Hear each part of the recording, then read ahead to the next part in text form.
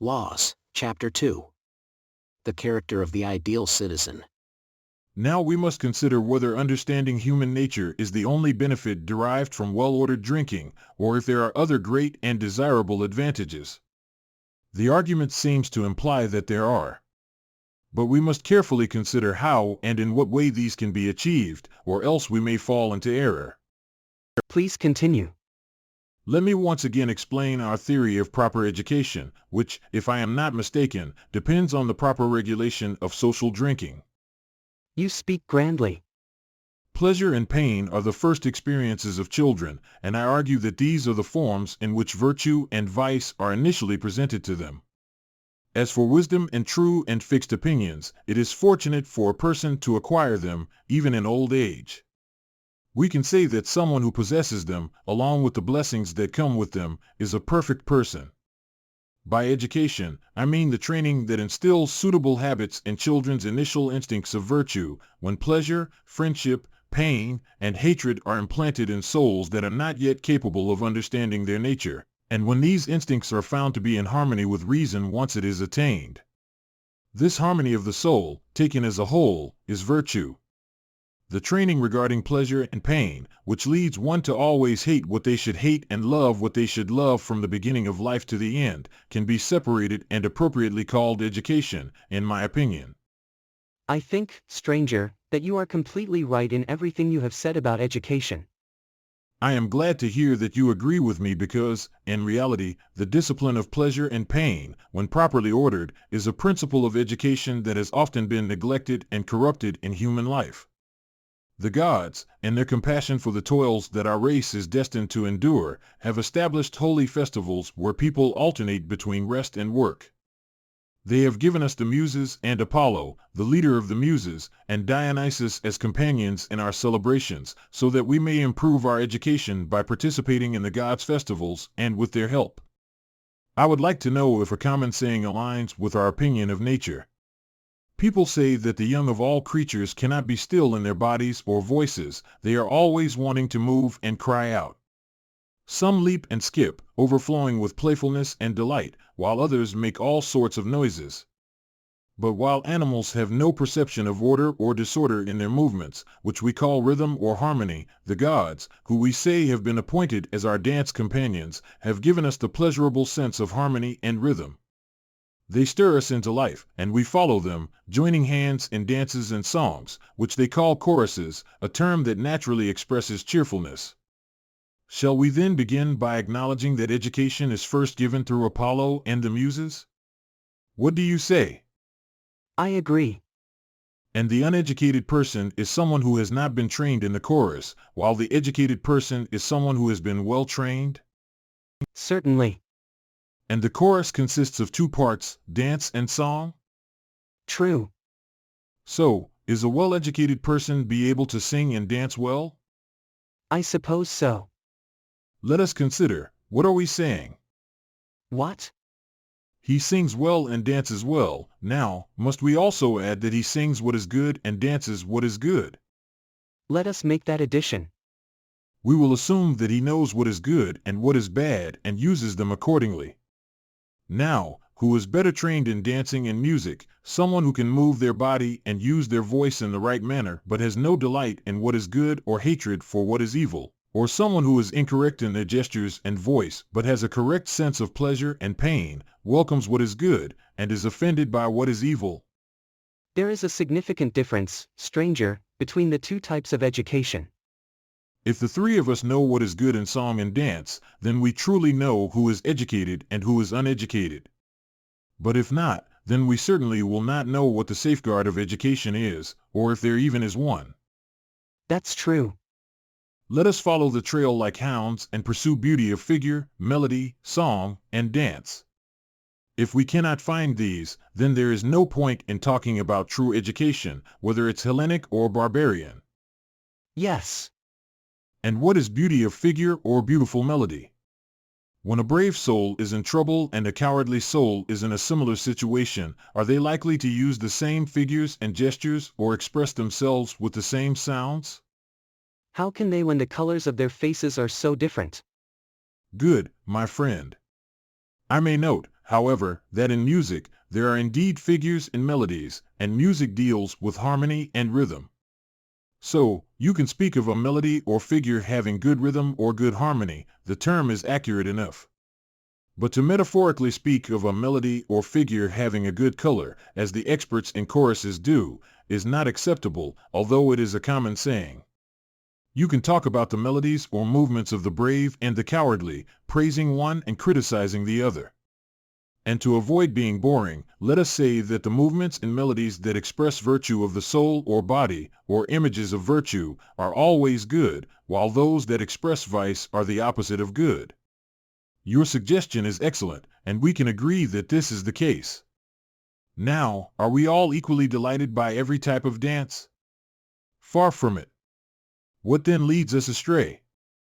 Are beautiful things not the same to all of us, or are they the same in themselves, but not to us? Because no one would admit that the forms of vice in dance are more beautiful than the forms of virtue, or that they themselves take pleasure in the forms of vice while others enjoy a different type of dance. Yet, most people say that the purpose of music is to bring pleasure to our souls. But this is unacceptable and blasphemous. However, there is a more plausible explanation for this delusion. What is it? The adaptation of art to the characters of individuals. Choric movements imitate various manners and different actions, fortunes, and dispositions. Each movement is imitated, and those to whom the words, songs, or dances are suited either by nature or habit or both, cannot help but feel pleasure in them, applaud them, and call them beautiful. But those whose natures, ways, or habits are unsuited to them cannot find delight in them, applaud them, and consider them base. There are others whose natures are right, but their habits are wrong, or vice versa, and they praise one thing but are pleased by another. They claim that all these imitations are pleasant but not good. In the presence of those whom they consider wise, they are ashamed to dance and sing in a base manner or to support such actions. Yet, secretly, they take pleasure in them. That is absolutely true. And does the lover of vicious dances or songs suffer any harm, or does the approver of the opposite type of pleasure receive any good? There is harm done, and I am certain of it. For does not it have the same effect as when a person associates with bad characters whom they like and approve of, rather than dislike, and only playfully criticizes because they suspect their own badness?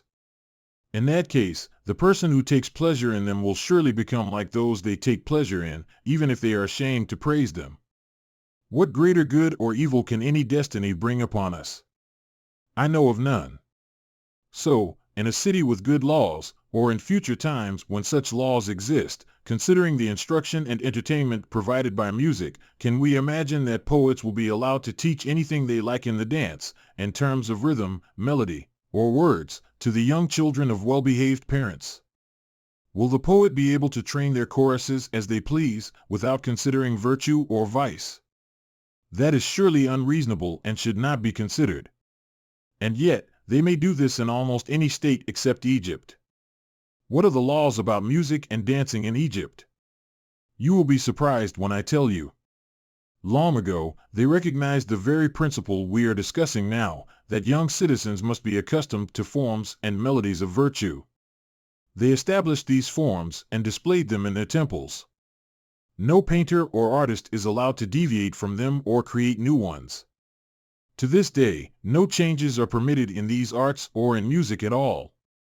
And you will find that their works of art are painted or sculpted in the same forms they had 10,000 years ago. This is true and not an exaggeration.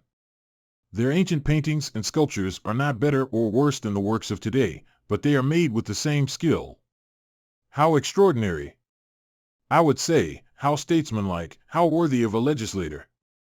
I know that other things in Egypt are not as good, but what I am telling you about music is true and deserves consideration.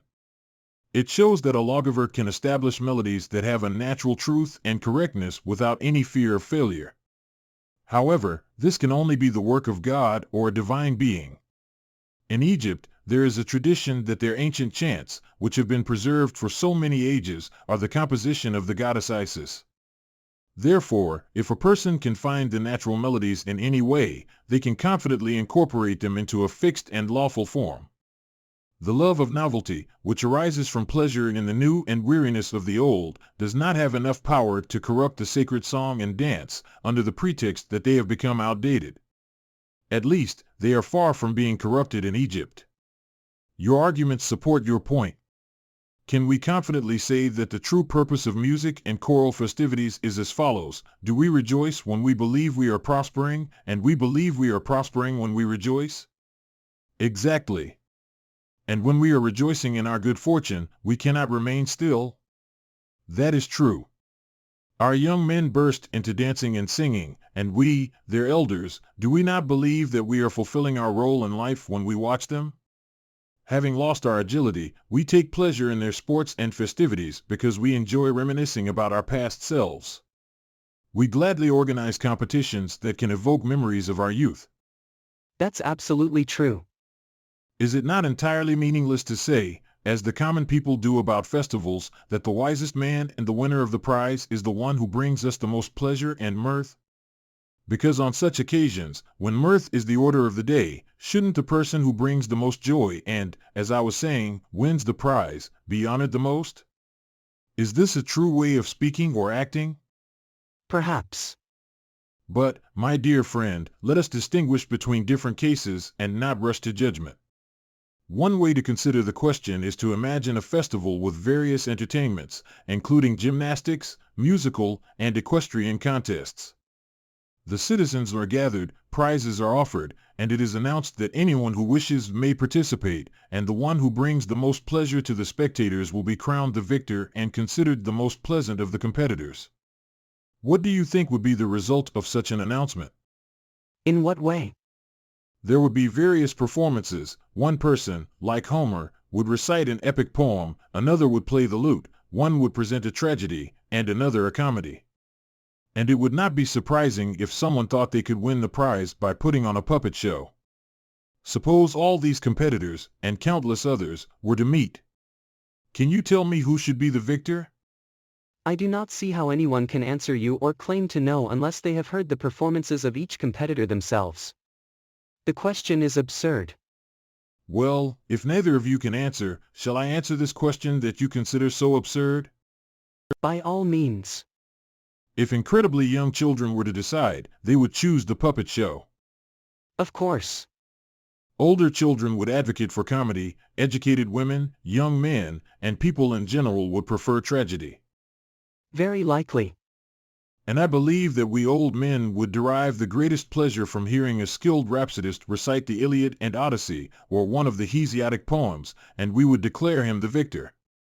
But who would truly be the victor? That is the question. Yes.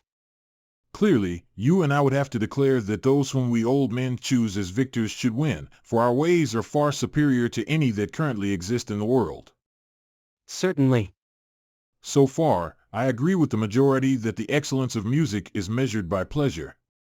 But the pleasure must not be that of random individuals. The finest music is that which delights the best and most educated, especially the person who is preeminent in virtue and education. Therefore, the judges must be people of character, as they will require both wisdom and courage. The true judge must not be influenced by the theater, nor should they be swayed by the clamor of the masses and their own incompetence. Nor should they, knowing the truth, deliver a false judgment out of cowardice and weakness, using the same lips that just appeal to the gods before judging. They are not sitting as disciples of the theater, but in their rightful place as instructors, and they should be opposed to pandering to the pleasure of the spectators. The ancient and common custom of Greece, which still prevails in Italy and Sicily, did indeed leave the judgment to the audience, who determined the victor by a show of hands. But this custom has been the downfall of the poets, for they now compose with the intention of pleasing the bad taste of their judges, and the result is that the spectators educate themselves. This has also been the ruin of the theater. They should be presented with characters better than themselves and thus experience a higher pleasure, but by their own actions, the opposite occurs. What conclusion can be drawn from all this? Shall I tell you? What? The conclusion we arrive at for the third or fourth time is that education is the guiding and directing of youth towards that right reason which the law affirms and which the most experienced and wise have agreed is absolutely right. So, for the soul of the child to not be accustomed to feel joy and sorrow in a manner contrary to the law and those who obey the law, but to follow the law and rejoice and sorrow at the same things as the elderly, chants appear to have been invented. These chants truly enchant and are designed to instill the harmony we speak of. And because the mind of the child cannot endure serious training, they are called plays and songs, and they are performed as play. Just as when people are sick and weak in their bodies, their attendants give them nourishing food and pleasant dishes and drinks, but give them unwholesome food and unpleasant things, so that they may learn, as they should, to like the one and dislike the other. Similarly, the true legislator will persuade, and if he cannot persuade, he will compel the poet to express, as he should, with fair and noble words, and his rhythms, figures, and melodies, the music of a temperate, brave, and overall good person. But do you really think, stranger, that this is how poems are composed in modern-day states? From what I can observe, except among us and the Lacedaemonians, there are no regulations like the ones you speak of. In other places, new things are always being introduced in dancing and music, usually not under the authority of any law, but driven by lawless pleasures.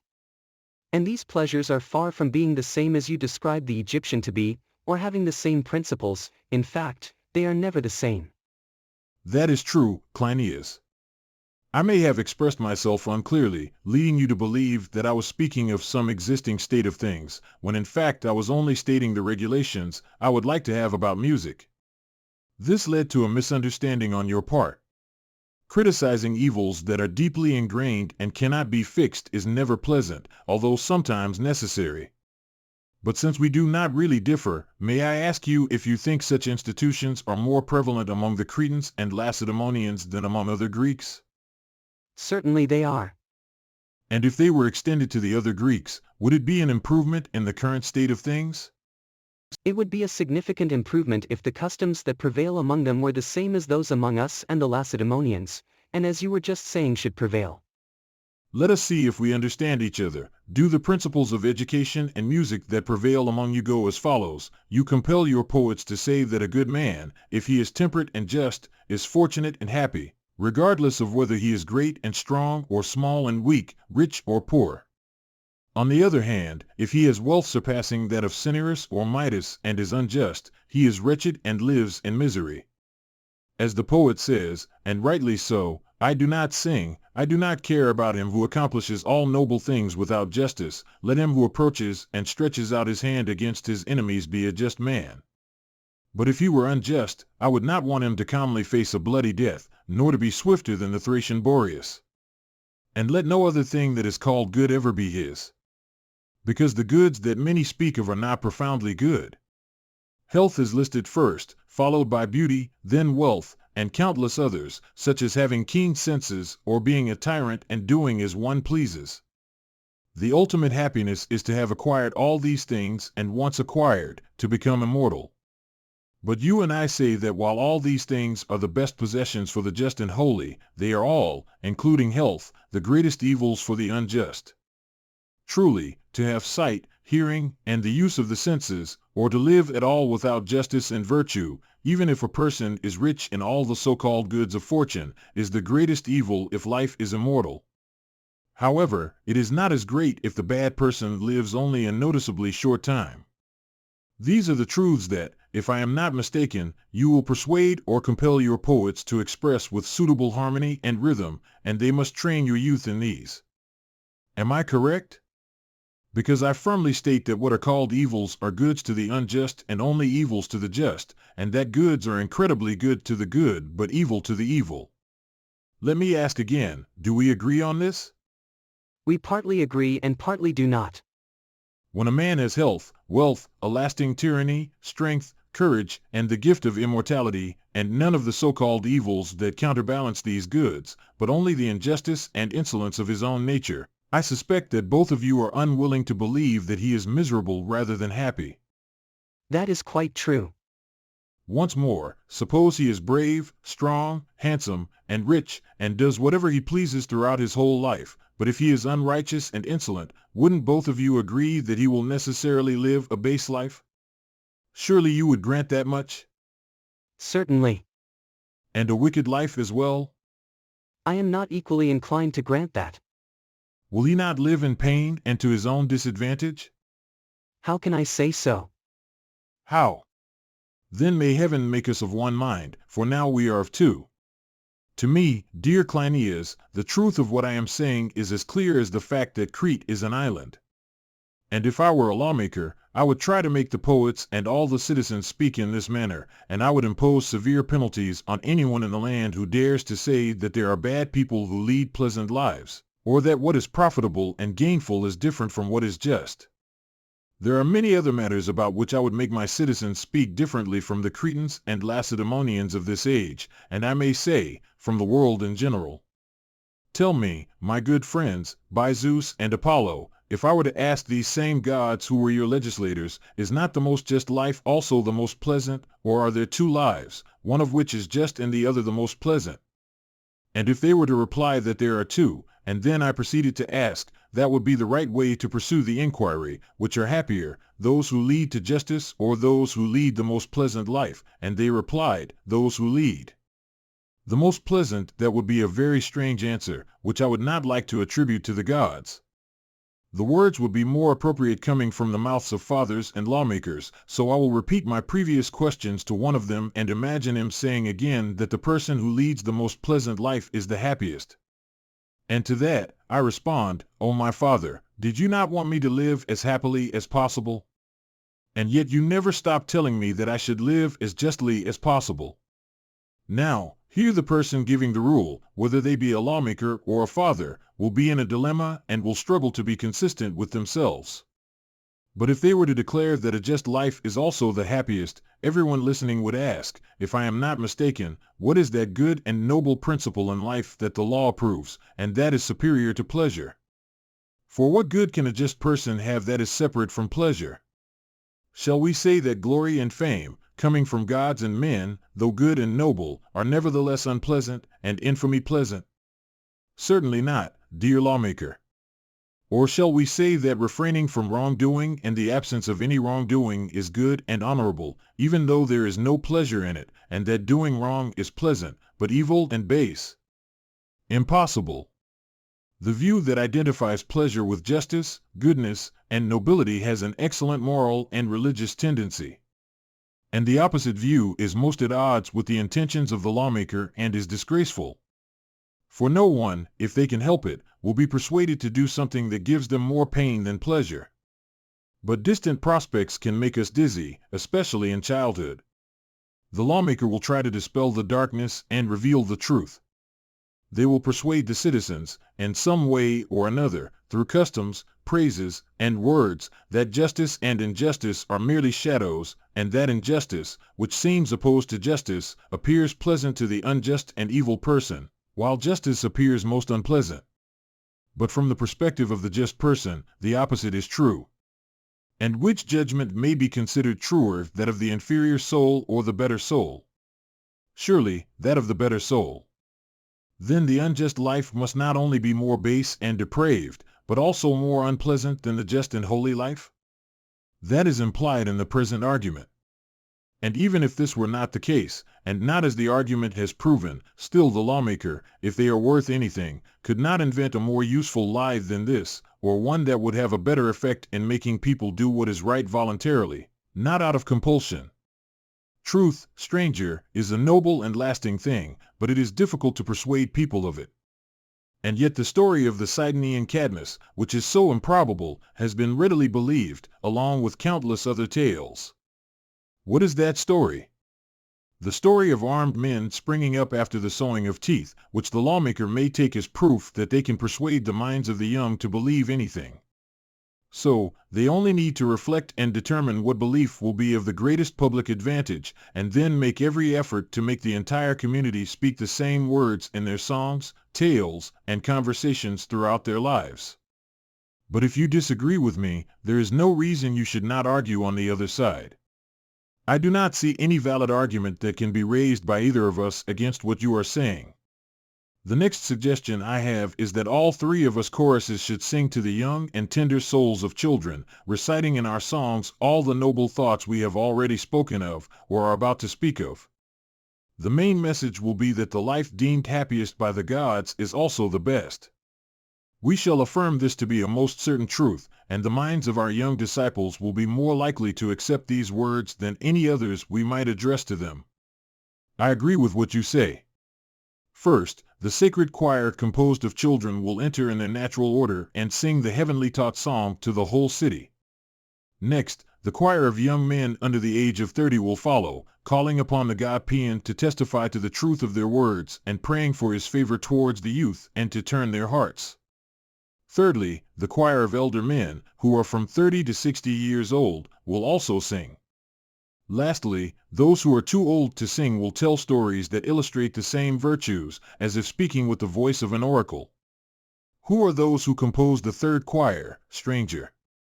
I do not understand what you mean to say about them. And yet everything I have been saying has been said with them in mind. Can you please clarify? I was speaking at the beginning of our conversation, as you will remember, about the restless nature of young creatures. I said that they were unable to keep still in body or voice, and that they called out and jumped about in a disorderly manner, and that no other animal able to sing it with the greatest influence. I understand. And what muse will they hymn? Shall they sing the hymn of Dionysus? That would be appropriate. Then let us enact a law that when a man reaches the age of 50, he shall join the chorus of Dionysus and sing the hymn of the god. And let this chorus be composed of men who are above 30 years old, but not older than 60.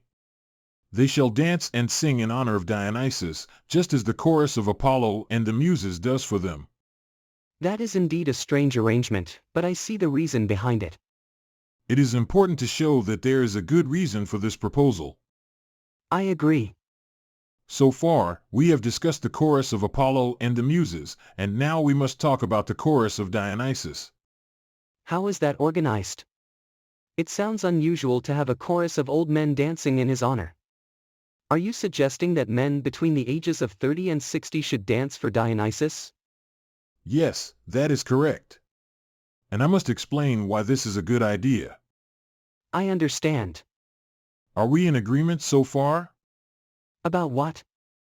That everyone in the city, regardless of age, gender, or social status, should constantly enjoy the beautiful songs we have discussed.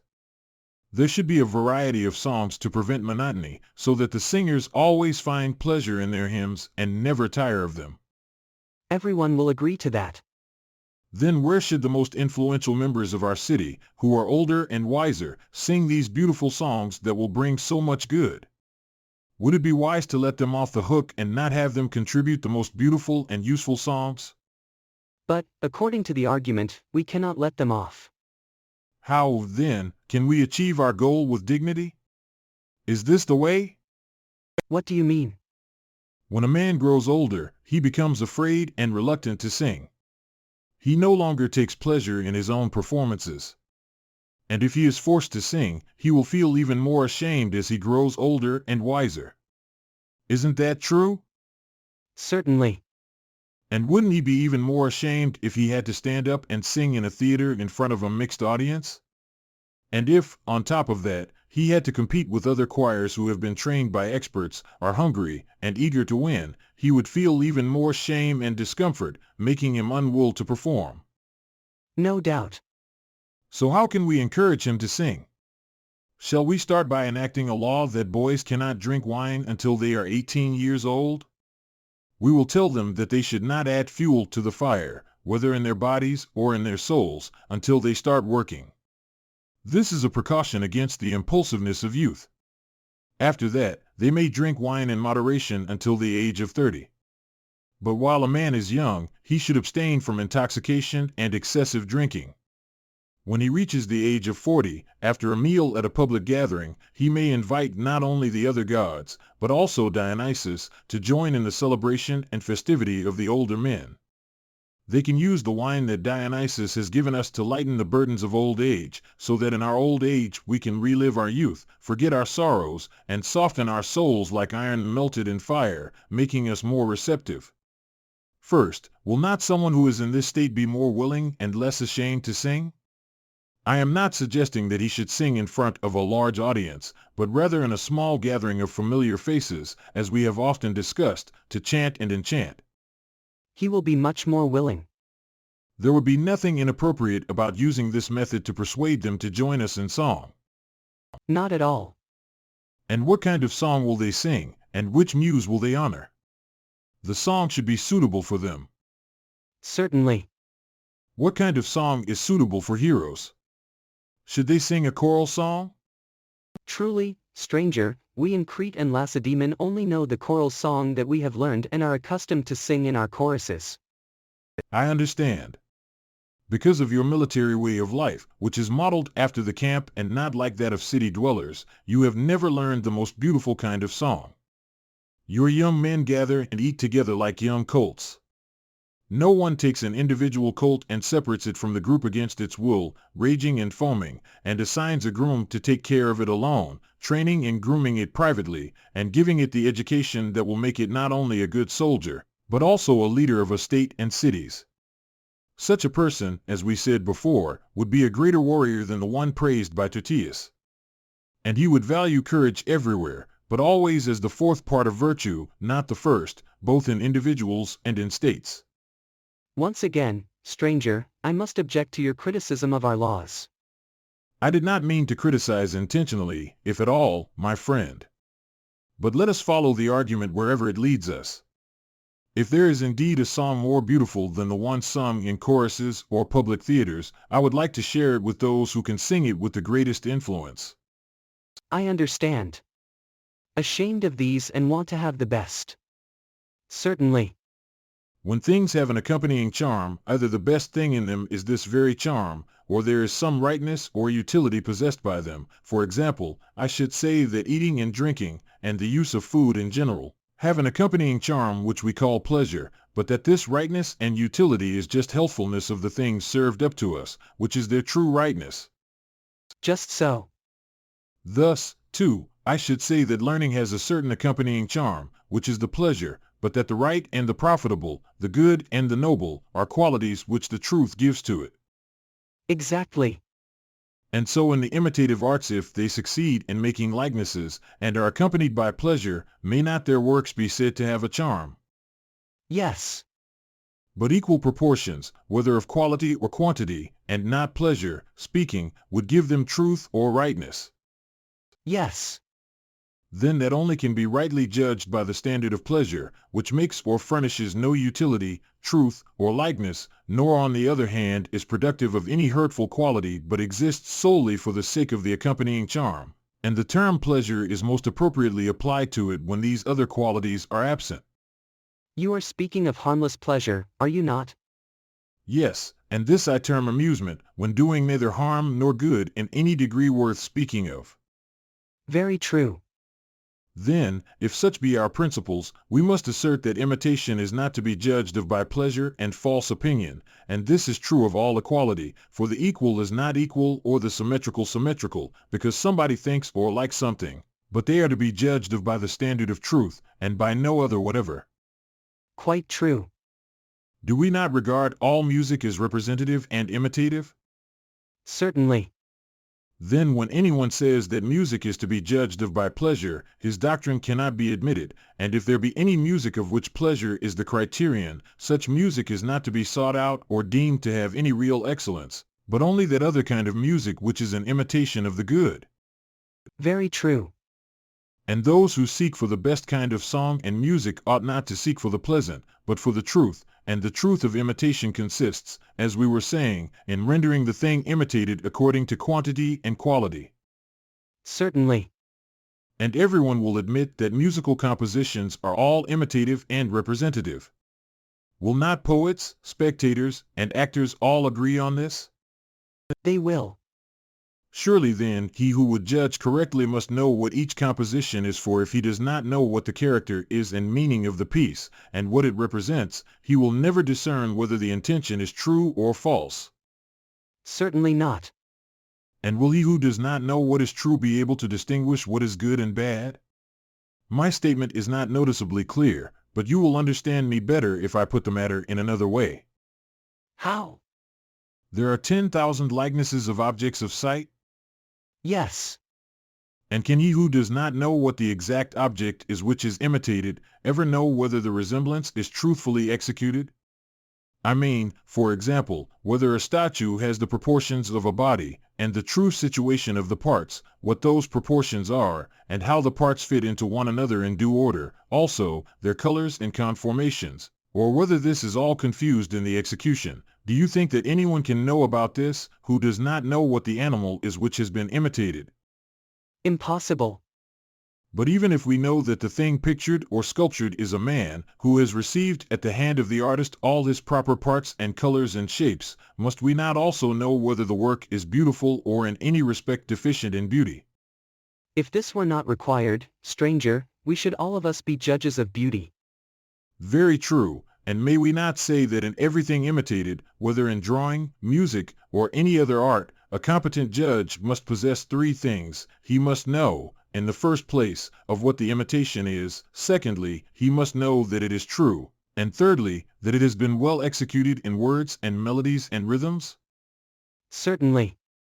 Then let us not faint in discussing the peculiar difficulty of music.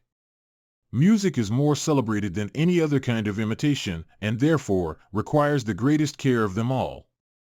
For if a man makes a mistake here, he may do himself the greatest injury by welcoming evil dispositions, and the mistake may be exceedingly difficult to discern, because the poets are artists very inferior in character to the muses themselves, who would never fall into the monstrous error of assigning to the words of men the gestures and songs of women, nor after combining the melodies with the gestures of freemen would they add on the rhythms of slaves and men of the baser sort, nor, beginning with the rhythms and gestures of freemen, would they assign to them a melody or words which are of an opposite character, nor would they mix up the voices and sounds of animals and of men and instruments, and every other sort of noise, as if they were all one. But human poets are fond of introducing this sort of inconsistent mixture, and so make themselves ridiculous in the eyes of those who, as Orpheus says, are ripe for true pleasure. The experienced see all this confusion, and yet the poets go on and make.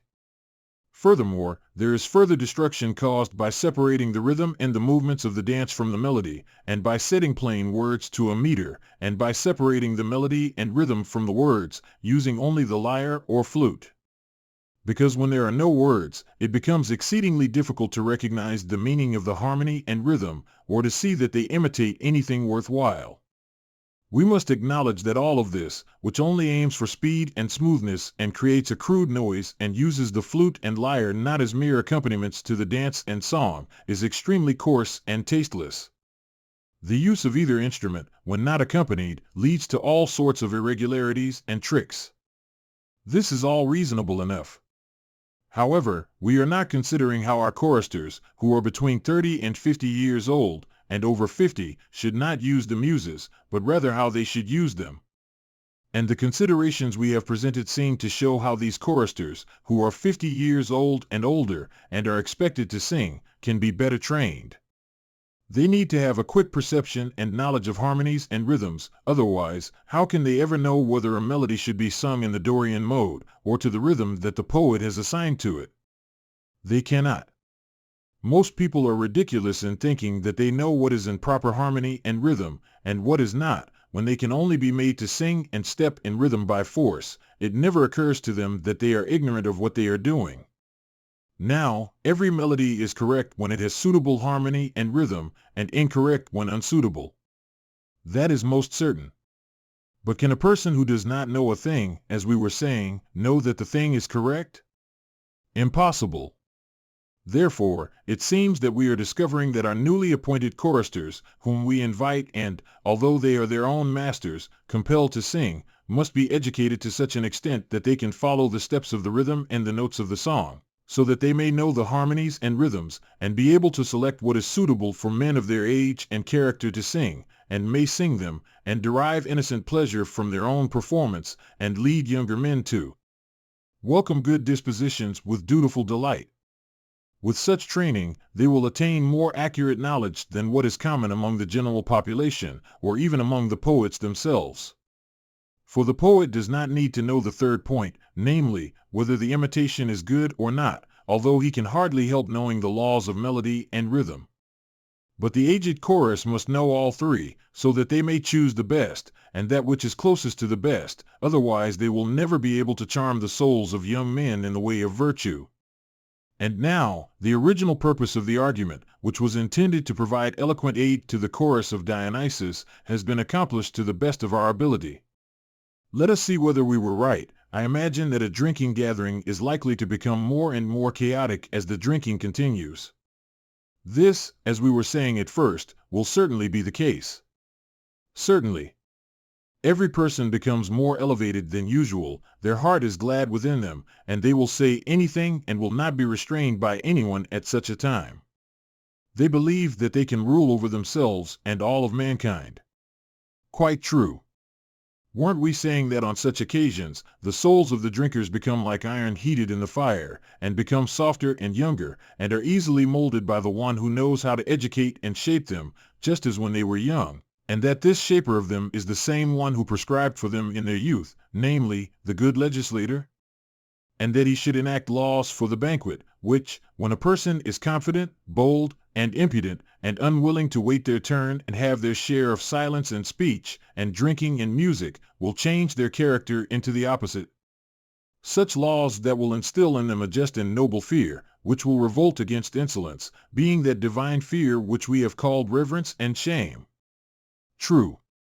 And the guardians of these laws, and their fellow workers, are the calm and sober leaders of the drinkers, and without their help, it is more difficult to fight against drink than to fight against enemies when the commander of an army is not calm themselves, and anyone who is unwilling to obey them and the commanders of Dionysiac feasts, who are over 60 years old, shall suffer a disgrace as great as someone who disobeys military leaders, or even greater. Right. If then, drinking and amusement were regulated in this way, would not the companions of our revels be improved? They would become better friends than they were, and not enemies as they are now.